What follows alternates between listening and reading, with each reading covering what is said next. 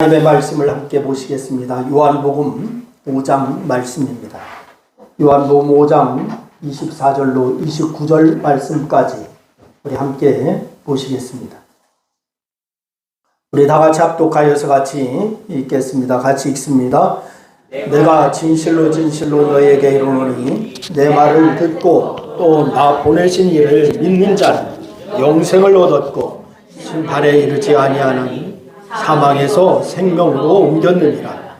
진실로 진실로 너희에게 이르노니 죽은 자들이 하나님의 아들의 점성을 들을 때가 오나니 곧 이때라. 듣는 자는 살아나리라. 아버지께서 자기 속에 생명이 있음같이 아들에게도 생명을 주어 그 속에 있게 하셨고 또 인자됨으로 말미암아 심판하는 권세를 주셨느니라.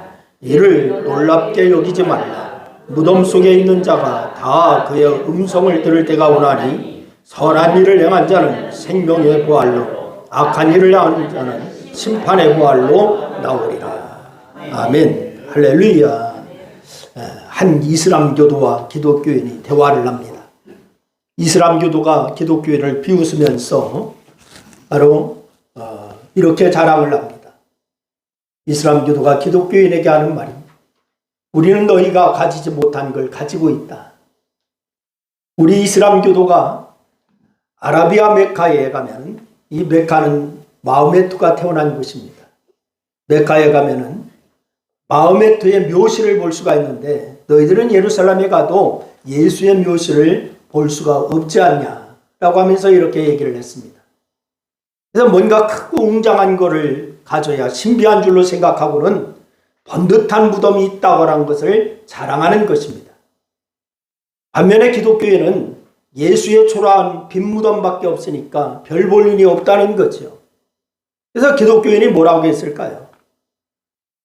기독교인이 이 이슬람 교도에게 얘기하기를 이렇게 대답을 했습니다. 너희의 마호메트는 죽어서 썩어 없어졌지만 우리 예수님은 부활하셔서 하늘에 오르셨다. 그래서 초라한 빈 무덤밖에 없는 것이다. 이렇게 얘기를 했습니다. 부활을 믿느냐 그렇지 않느냐 차이는 이렇게 큰 것입니다. 여러분, 부활을 모르는 사람들은 큰 무덤을 자랑합니다. 그러나 부활을 믿는 사람은 부활의 삶을 사는 것에 관심을 가집니다. 여러분, 부활은 기독교가 갖는 독특한 내용이고 복음의 핵심입니다. 여러분, 우리가 예수의 십자가 대속을 믿는다고 할 때에 그 십자가는 예수님의 죽음과 부활을 묶어서 이야기하는 것입니다. 그래서 우리는 이 부활에 우리의 삶에 어떤 의미를 주는지 알아야 합니다. 예수의 부활이 나의 삶에 어떤 의미를 주는 것인가? 현대 기독교는 신비한 것들을 은유적으로 해석하려고 하는 경향이 많이 있습니다. 가령 오병이어의 기적 같은 경우에 모인 사람들이 감동하여 저마다 가져온 도시락을 내놓았다. 그래서 이루어졌다라고 얘기하는 사람도 있습니다. 이런 식으로 합리적으로 이해하려고 하다 보니까 십자가의 죽으심에 대해서는 별로 다른 이야기를 하지 않지만은 다시 살아나셨다라고 하는 것에 대해서는 실제 사실보다는 그 의미가 중요하다. 이런 식으로 넘어가려고 하는 사람도 있습니다. 그러면 복음의 능력을 사라지고 말지요. 그래서 우리는 부활이 사실이라고 하는 점을 분명히 해야 하며 오늘 우리에게 어떤 의미를 갖는지 생각하면서 같이 은혜를 나누려고 합니다. 오늘 29절 말씀에 보니까 이렇게 얘기합니다. 우리 29절 말씀 다 같이 다시 한번 읽습니다. 시작. 선한 일을 행한 자는 생명의 부활로 악한 일을 행한 자는 심판의 부활로 나오리라. 이런 부활에 관한 말씀입니다. 오늘 이 부활절을 맞아서 우리는 오늘 본문을 통하여서 부활신앙이 우리에게 어떤 의미를 있는지, 즉 부활신앙을 가진 자는 어떤 자세로 살아가야 하는지 이것을 생각할 수 있기를 바랍니다. 한 사람도 도망가지 않고 다 그대로 있었습니다. 옥문이 열린 것도 발의 착고가 다 풀린 것도 바로 옥에서 일어납니다. 우리가 갖기 쉬운 바로 이 부활 인생과 부활에 대한 잘못된 생각, 성경적으로 바꿔야 하는데 그럴 때 진정한 부활의 신앙이 우리에게 필요하지요. 여러분, 그런 본문을 통하여서 우리는 부활과 부활의 신앙에 대해서 우리는 어떤 자세를 가져야 하는가?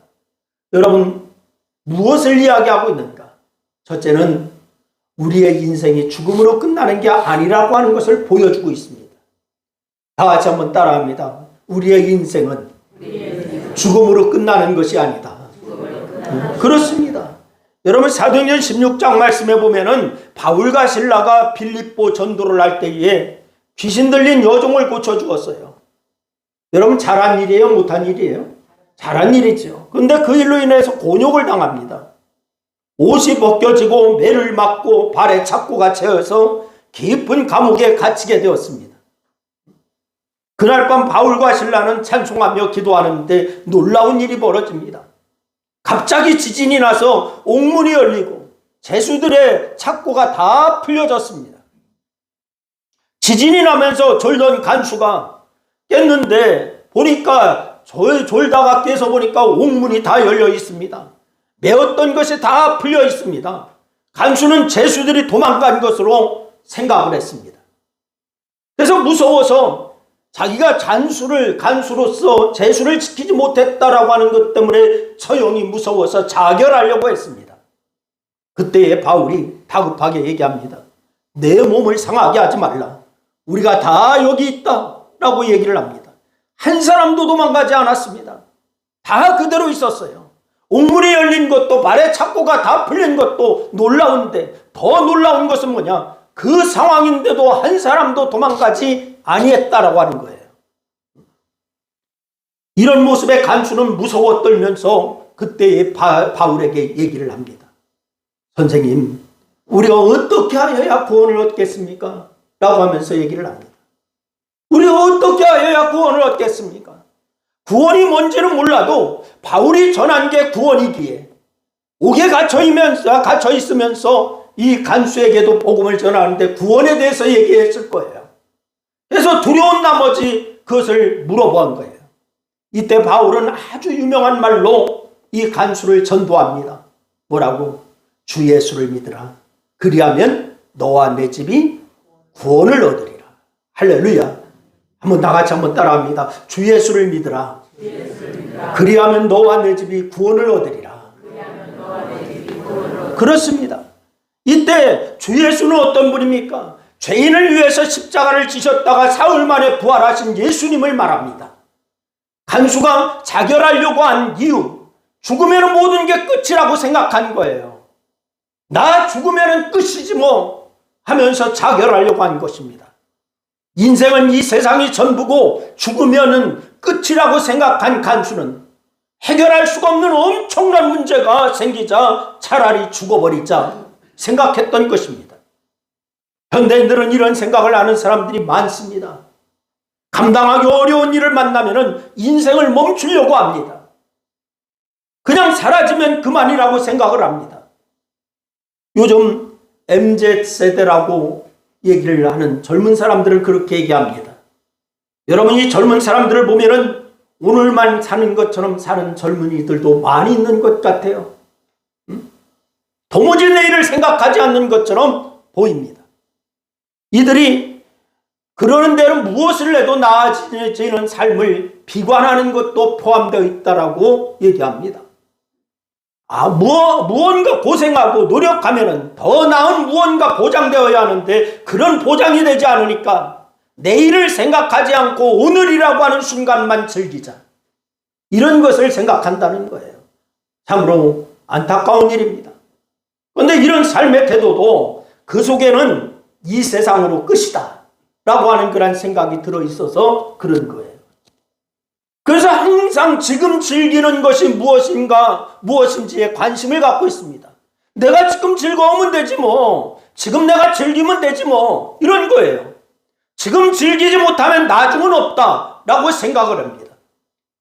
책임지지 못하는 두려움을 자살로 끝내려던 빌립보성의 간수나 내일이 없이 오늘만 사는 요즘 세대나 모두 지금뿐 이유는 없다라고 생각하고 있다라고 하는 점에서 똑같습니다. 이런 모습이 오늘날 많은 사람들의 삶의 자세이기도 해요. 그러나 성도는 달라야 합니다. 할렐루야. 다 같이 옆 사람에게 얘기해 주세요. 성도는 달라야 합니다. 얘기해 주세요.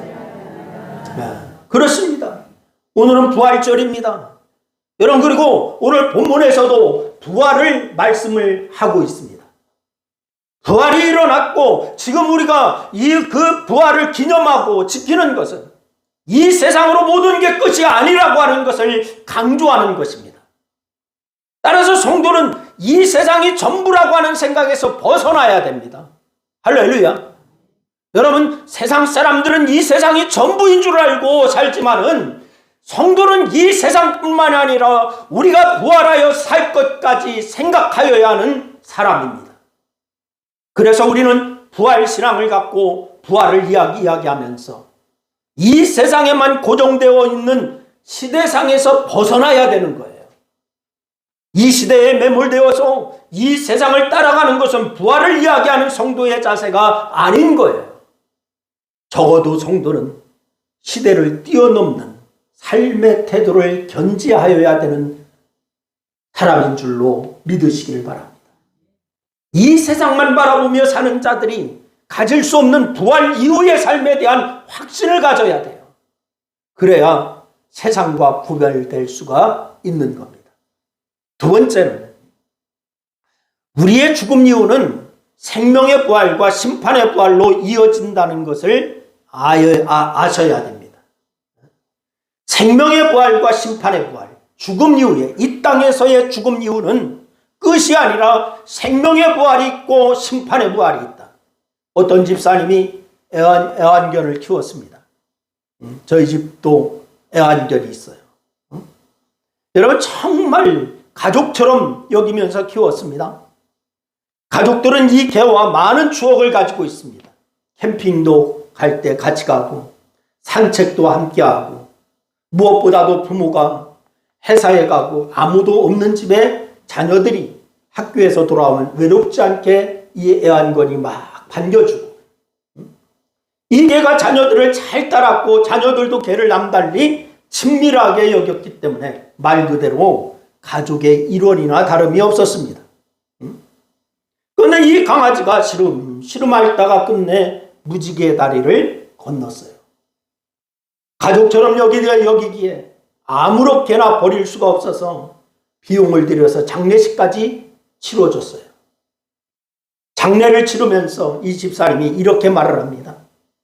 아이고 해피야, 다음 생에는 좋은 주인 만나라. 그래서 행복하게 살아라. 이렇게 얘기했어요. 여러분, 다음 생에라니요. 무슨 말이죠? 사실 무지개다리라고 하는 말 자체가 천국을 의미하는 거예요. 그런데 죽음을 완곡하게 표현함으로써 상실감을 줄여주는 표현이 무지개다리예요. 그런데 다음 세대의 생애라고 하는 말은 여러분, 불교에서 말하는 환생을 의미하는 거예요. 윤회 세상을 얘기하는 거예요. 여러분, 착한 일을 한 사람, 나쁜 짓을 한 사람, 착한 사람을 한 사람은 사람으로 완성할 거고, 나쁜 짓을 한 사람은 동물로 완성할 것이다. 이것이 불교의 윤회설이에요. 다음 생에는 좋은 주인 만나라 라고 하는 말은 죽음 이후에 이런 식으로 표현한 거예요. 부활이 주는 강조점은 이 세상이 끝이 아니라고 하는 데 있습니다만, 이런 식으로 생이 이어진다고 생각하는 것은 기독교가 아닙니다.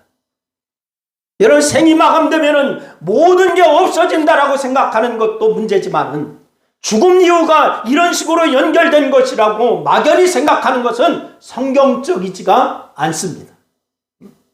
그런데 우리는 천국을 이야기하면서 이런 이야기를 아무런 꺼리낌 없이 이야기하기도 해요.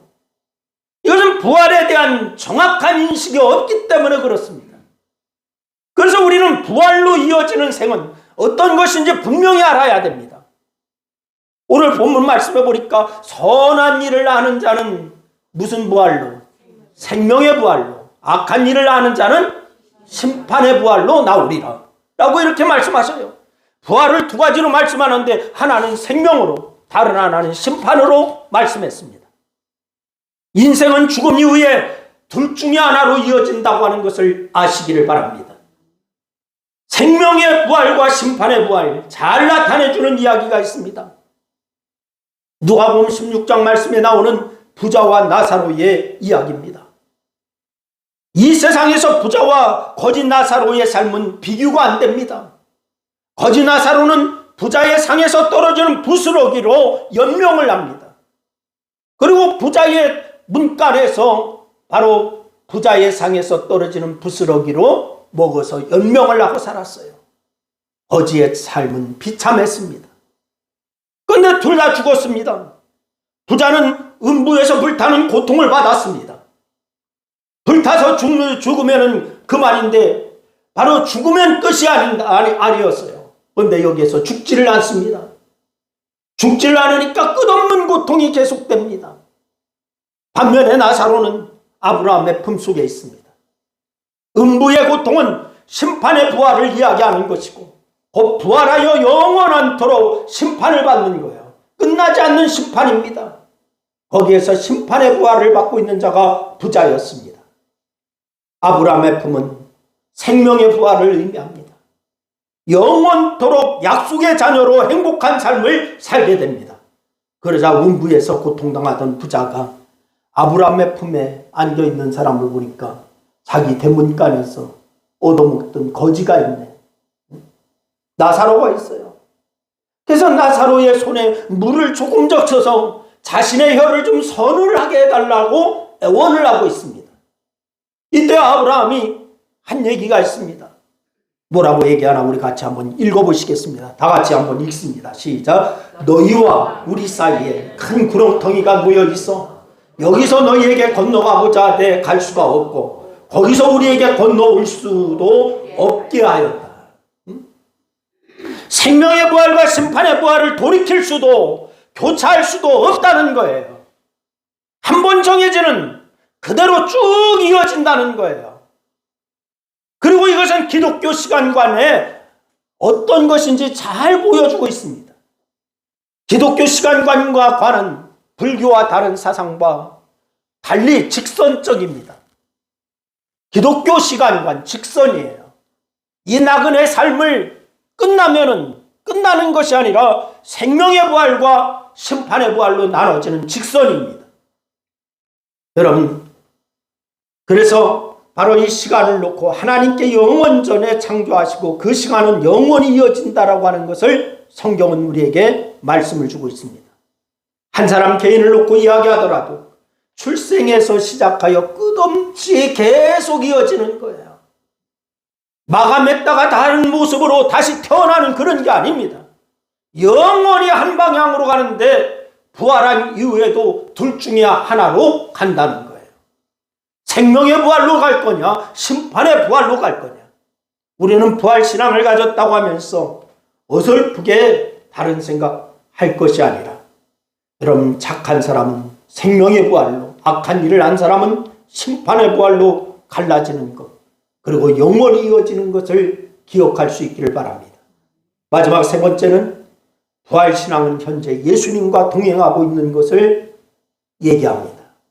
다 같이 한번 따라합니다. 부활신앙은 내가 예수님과 동행하는 것이다. 여러분, 부활신앙의 장점이 여기 있습니다.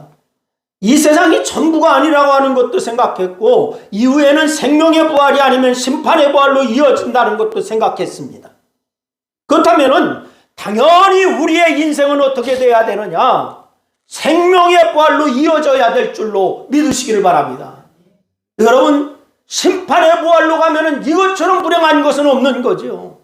부활의 신앙은 생명의 부활로 이어지는 것을 바라보는 것이지 심판의 부활로 이어지는 것을 바라보는 것이 아닙니다.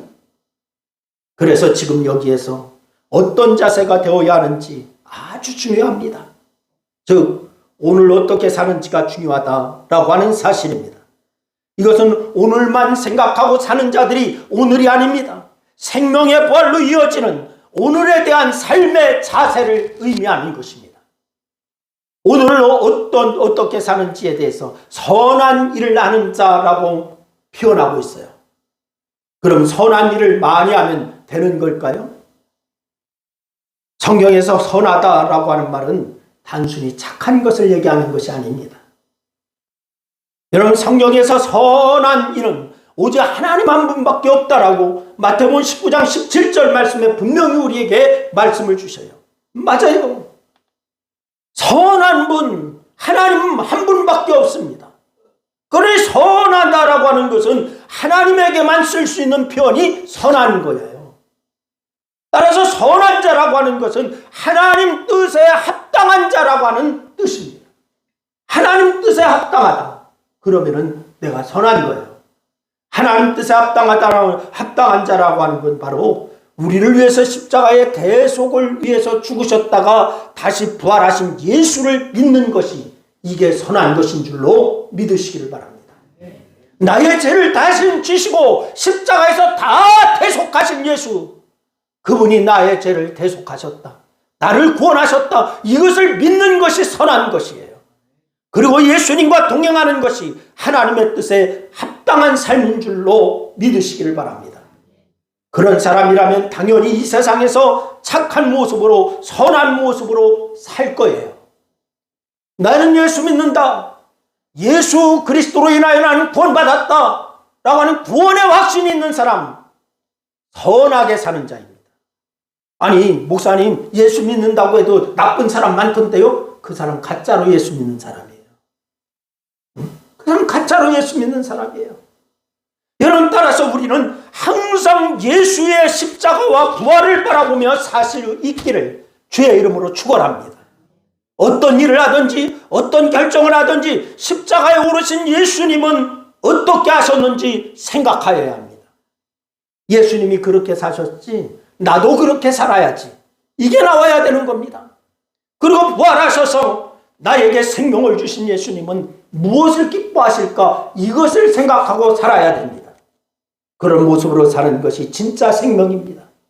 그러니까 이 땅에서 예수를 믿고 예수의 생명을 걸어가는 자는 이미 생명이 그 안에 주어진 자임을 믿으시기를 바랍니다. 사랑하는 여러분, 예수님이 부활하셨다고 하는 것은 예수님께서 지금 우리들 속에 살아계시다라고 하는 것을 의미합니다. 예수님의 부활을 믿는 부활신앙을 가진 자는 지금 여기서 주님과 동행하는 자인 줄로 믿으시기를 바랍니다. 그 삶은 대단한 것이 아니에요. 여러분이 서 있는 자리에서 예수님이 선택하실 것이라고 여겨지는 것을 선택해 나가면 됩니다. 내가 이 상황에서 예수님은 이 상황이라면 어떻게 하셨을까 생각하고, 아 그래, 예수님은 이렇게 하셨을 거야 생각되면 내가 그대로 따라 나가면 됩니다. 그런 자에게 부활의 주님께서 생명의 능력을 더 풍성하게 주실 것입니다. 이 축복이 여러분에게 넘치기를 주의 이름으로 축원합니다. 기도하겠습니다. 말씀을 생각하며 우리 한 2분 동안 합심하셔서 함께 기도하십니다. 같이 기도합니다. 아버지 하나님, 은혜와 사랑을 고맙고 감사합니다. 오늘 이 부활의 의미를 우리가 다시 한번 되새기게 하여 주셔서 감사함을 드립니다. 아버지 하나님, 이 부활절에 부활의 의미를 진정으로 깨달아서 우리도 이 부활의 능력을 가진 자로 살게 하여 주시옵소서. 특별히 아버지 하나님, 이 땅에서 아버지 하나님이 하나님의 뜻을 알고 예수 그리스도 안에 거하여서 선한 일을 한 자는 생명의 부활로 나오리라라고 말씀하신 이 말씀을 기억하며 우리가 아버지 하나님의 생명의 부활 가운데 거하는 아버지 하나님의 승리의 성도들이 다 될 수 있도록 역사하여 주시옵소서. 오늘도 함께 하시는 주님 찬양하며 예수님의 이름으로 기도드리옵나이다. 아멘. 주 안에 있는 나에게 단 근심에 쓰랴 십자가 밑에 나가 내 짐을 풀었네.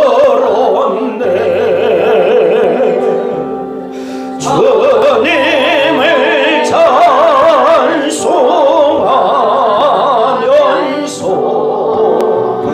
할렐루야 할렐루야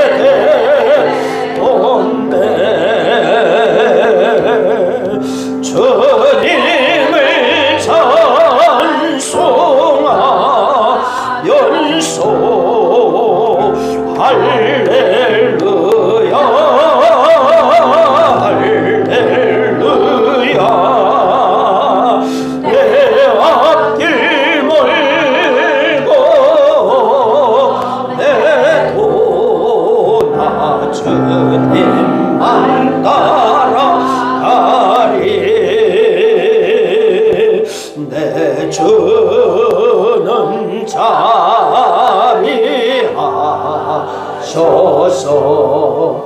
늘 함께 계시고 내 금빛 담을 하시고 늘 채워주시네.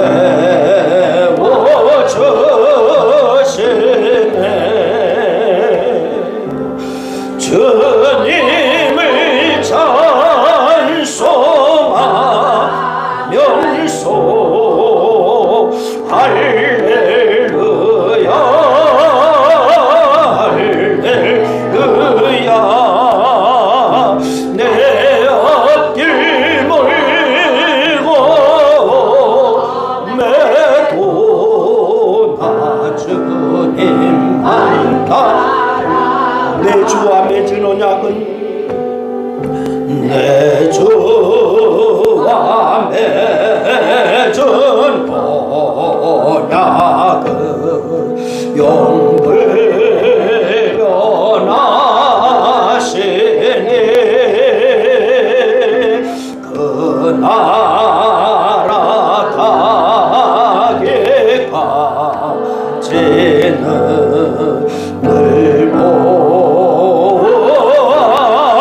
보시네. 주님을 찬송하면서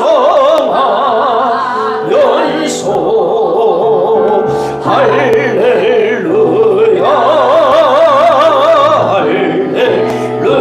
할렐루야. 내 앞길 멀고 해도 나 주님만 따라가리.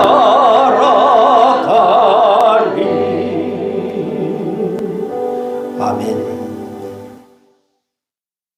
지금은 부활이요 생명이신 우리 구주 예수 그리스도의 은혜와 하늘의 참 생명을 선물로 주신 하나님 아버지의 극진하신 사랑과 평강 안에서 살 수 있도록 늘 인도하시며 교통하시는 성령님의 역사하심이 부활의 기쁨을 함께 나누며 오늘도 부활의 참 의미를 알고 부활의 능력 가운데 살며 부활의 소식을 전하기를 소원하는 사랑하는 성도들과 또한 교회와 저들의 가정과 사업과 직장 위에 이제로부터 영원토록 함께 하옵시기를 축원하옵나이다. 아멘.